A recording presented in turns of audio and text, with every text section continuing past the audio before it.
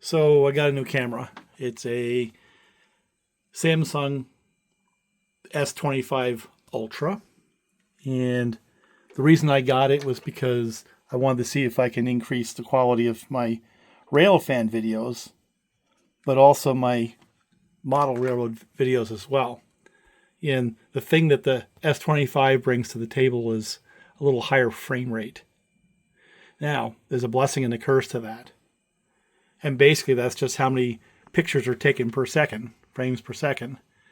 And because from one frame to the next, there's not a huge change in pixels with the 120, you should get a smoother looking video. Of course, that assumes that your display device in your editor can also handle the same frame rate.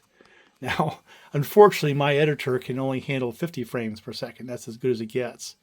So all this 120 frame per second stuff doesn't really help me unless I directly upload from the phone to YouTube, which can, by the way.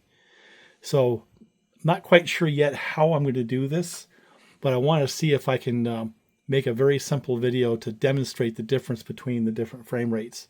What I think I'll do is I'm recording now in 120, so it's going to create a massive amount of data in a hurry. And then let me just get things started, and then I'm going to go back and go from 120 to 30 to 60, which is what I normally do, and do that in 3 video segments, stick them together, and then upload them, knowing full well that my editor is going to chop up this 120 frame per second into a 60 frame per second video, which kind of takes away its mojo, its magic, right? But anyway, let's get the bottom one going, if I can.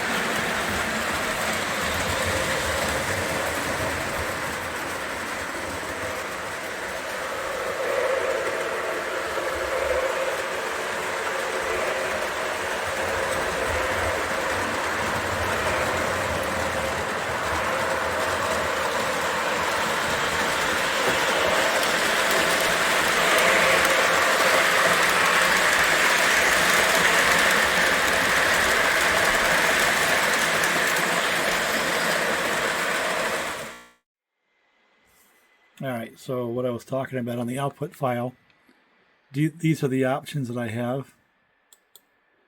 So I don't have anything in there that gives me up to the 120 frame rate that I want. But what I've been using is either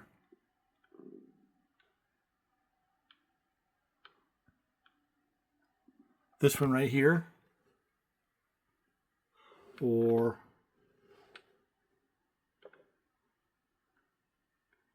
that one right there. And I get good results.